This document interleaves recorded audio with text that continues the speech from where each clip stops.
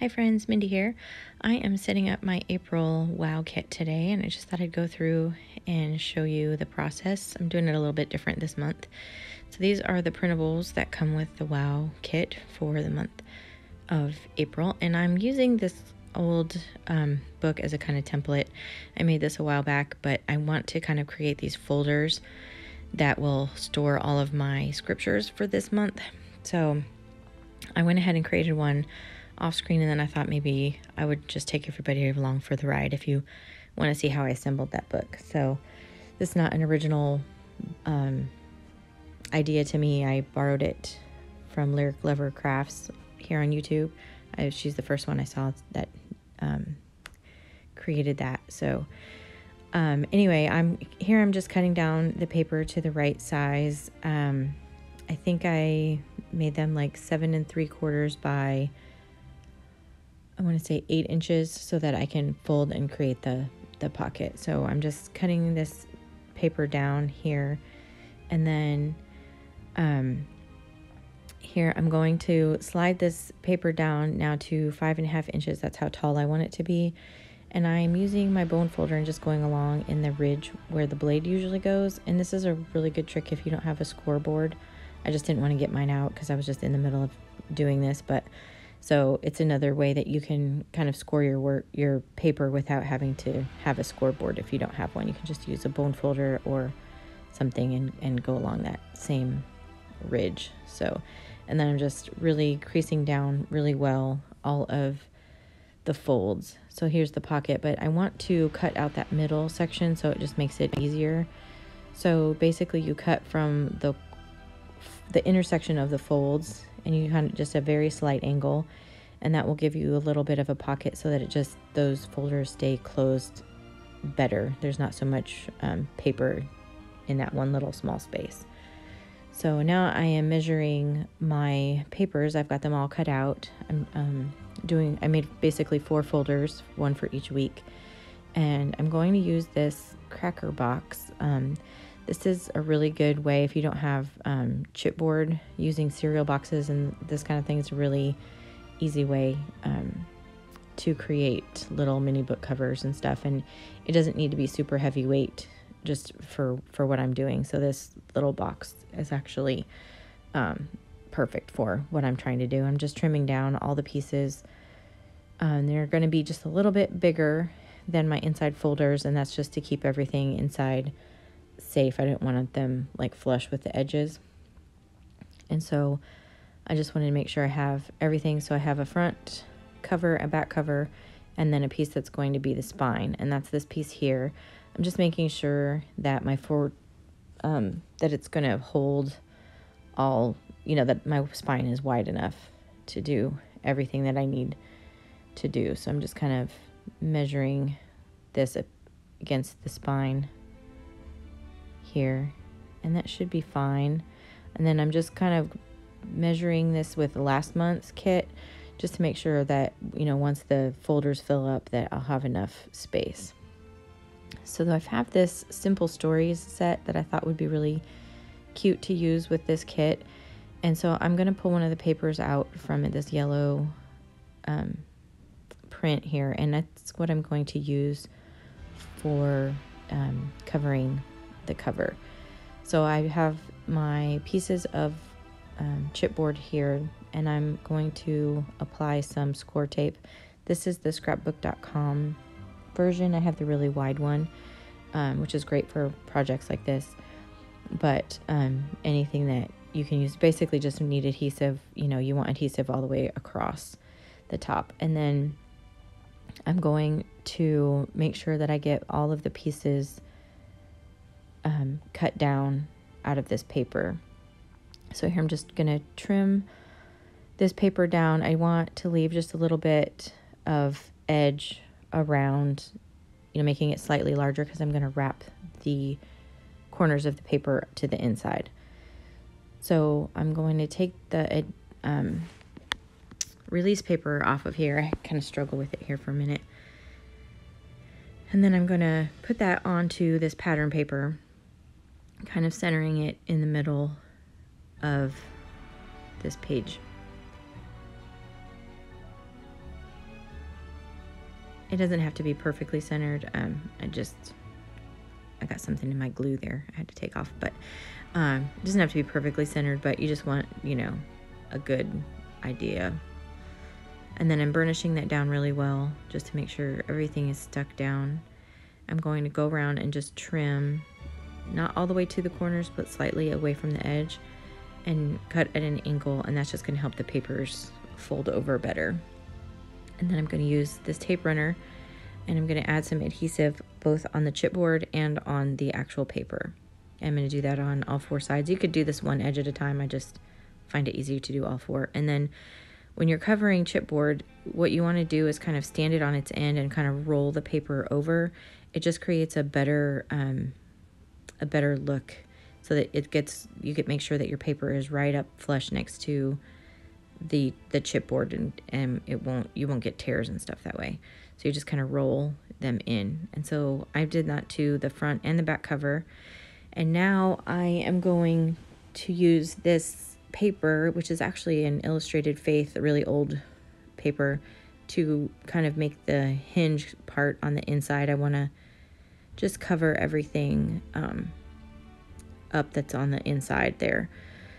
So I'm going to work on the inside again. I'm putting some score tape on this inside spine piece, and I'm going to put some on the back side, which that'll make more sense for when it flips over. Now, this is kind of a step that you may not necessarily have to do if you don't mind kind of an unfinished look on the inside, but I want it to look a certain way on the inside. So I'm trimming this paper down, and I'm leaving it really wide on both of the sides because I want it to it needs to cover the spine, the inside piece on the spine, but also I want it to overlap onto the covers, and that's what's going to hold all these pieces together. And that'll make more sense as we go. So I have kind of set this up so I have my front cover, the spine, and the back cover. And then when you're doing this, you want to make sure that you put your pieces together, but you want to leave just a little bit of a gap. A general rule is about the same width as the chipboard that you're using for when it folds, to get so that your cover stays nice and it won't bow open or whatever. So you just want to leave a little bit of space between the spine piece and the 2 covers. So now I'm taking this glue off of here, and I'm trying to keep everything lined up, and I'm going to add this piece and making sure that it's kind of even. It's going to overlap on both sides. And this part here is really kind of an extra step, but I wanted the top of that chipboard to be covered. I didn't want it to be bare.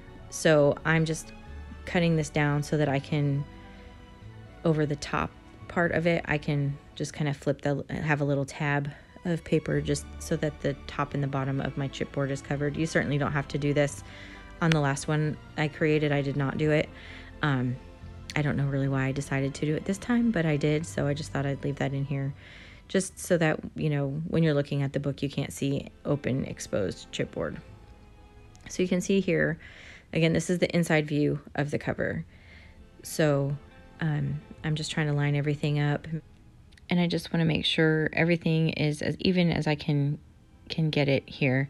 So I'm just trying to make sure that, again, that there's a little bit of a gap between the covers and the spine piece so that my cover will be able to fold close. And now I'm measuring this piece of paper that I want to use for this is going to be the outside, and it's going to kind of wrap around from the front to the back. And I just want to make sure that that is going to fit. And what I did is I had this little mat that I was working on. I flipped it over because it's got a grid on it, and so I can make sure that all my pieces are lined up when I am gluing everything down, because this piece is going to be the outside cover piece, and so I really want to make sure that it is all lined up. And this is just the back side basically of that same yellow paper, and I need to trim it down. It's a little bit too long, so I'm just marking a little line on there, and I'm gonna get out my paper trimmer and just cut that down so that it's the same height as the rest of the papers. And I'm just measuring to make sure I have an even spacing for how much of this paper is going to be on the front cover and then how much paper is going to be on the back cover. And I'm using this scor tape. Again, this is I can't remember which brand this is, but it's basically a just double-sided tape, and this is just the skinny version instead of the real wide one. And then I'm also doing a piece of this on the front cover, and I'm gonna line this up again, and then I will remove the backing, the release paper for this glue just on the spine pieces. I'm not gluing down the paper to the covers just quite yet. So I'm just going to go ahead and pull this paper up. I'm having a struggle with these release papers today, but anyway, so I'm just adding, again, leaving that little, making sure everything's lined up, but leaving that little gap. That gap is really important for your book to be able to close.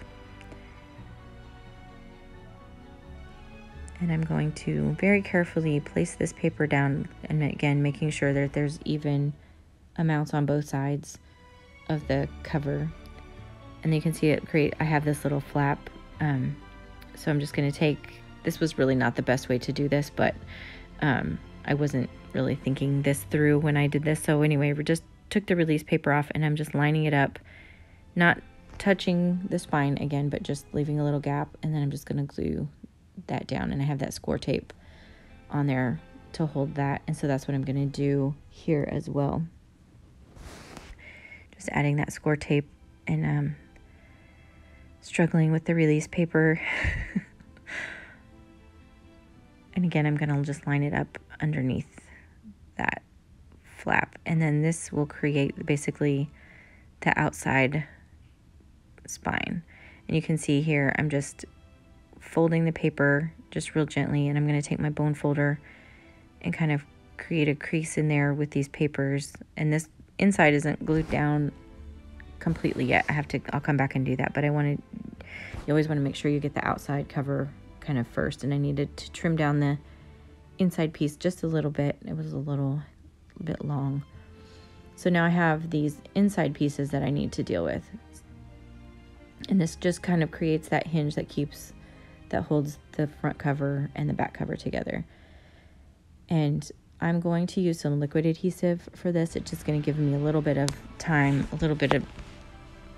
to kind of work with the paper before it really adheres down, because I need to be able to bend it and make sure that the cover is going to close. You can see that's what I'm doing here. I'm using my bone folder and getting in that crease, just making sure. And you can see here that paper kind of peeled up, so I have to re-glue this side.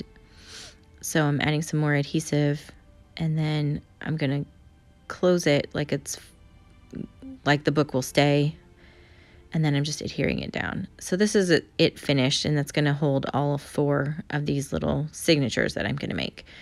So I'm taking this baker's twine, and starting from the left side, I'm wrapping this around 4 times, but I have 4 signatures. So I just want 1 string for every signature. And basically these signatures will be able to move in and out of the book as I'm working on them. And then you just run the baker's twine underneath all of those signatures, and then you take the extra piece and you just tie a bow. Well, I'm tying a knot first, that just makes me feel better. I'm just making sure that everything is nice and tight, not too tight because you want to be able to get your stuff in there, but and kind of spaced out evenly. And then I'm just tying a knot here, and then that will secure it, and then I'll tie a bow just so that it looks cute. And you could add things, jewels or charms or whatever to these little strings if you wanted to. Personally, I'm not going to do that, but that is an option if you wanted to embellish that string on the outside. And I'm just adding a little tiny dot of glue to that bow just to make sure that knot doesn't go anywhere. And now on the inside, I'm just spacing that out so that all of those pieces, all the strings have enough space. And here I'm trying to figure out which order I want to put these signatures in, just based on the colors from the kit. And I think I have it figured out pretty well. And now I'm going to round the corners. This will just help. It'll help the folders to be able to, slide in and out of those strings without getting damaged. And also I just think it looks nice. So I'm gonna, starting from the back, I find that works easiest for me. I'm just going string by string and just sliding them in there. And that is the book and how it's going to look. And now the last thing I need to do is to create the little pockets. And again, I'm using liquid adhesive here. The reason for that is if you were to use like a tape runner or whatever, that tape runner never really dries. And so anytime you stick something down in there, a tag or whatever, it can get stuck up in that glue. So if you use a liquid adhesive that dries, you don't have that same problem. So whenever I'm creating a pocket, I use liquid glue, and it just a little bit because you don't want it to warp the paper or anything. So that's what that signature looks like. And this is the first week of April. And so I'm going to decorate the outside of this folder that is going to show what words, the focus word for this week. And I decided to cut out this little llama and glue him on the front. And I'm going to get some washi tape to kind of give him something to stand on. And this is just stuff that I had in my stash. I have a lot of washi tape. I think everybody does, but so I'm just gonna use some liquid glue here. I love this precision tip on the little needle tip on this bottle for getting in little intricate cuts. It just makes that a little bit easier. So I'm just decorating the front of this folder so that I know that all of the tags and things that are going to go inside are going to revolve around this word, which for the week, which is refuge. And I'm using this little flashcard on the front here, and that is just going to indicate what this folder has inside of it. And then I will do my scripture writing on tags, and I'm going to include those in the pockets. I just trimmed off the little piece that was sticking out. And then I can just slide this folder back in there, and then all my scriptures are going to go inside those pockets. And I have one folder for each week. And this is what it looks like finished. I put April on the outside. I'm just going to do a little flip. If you like this video, I would appreciate it if you gave it a thumbs up and subscribe to my channel. And until next time, bye-bye.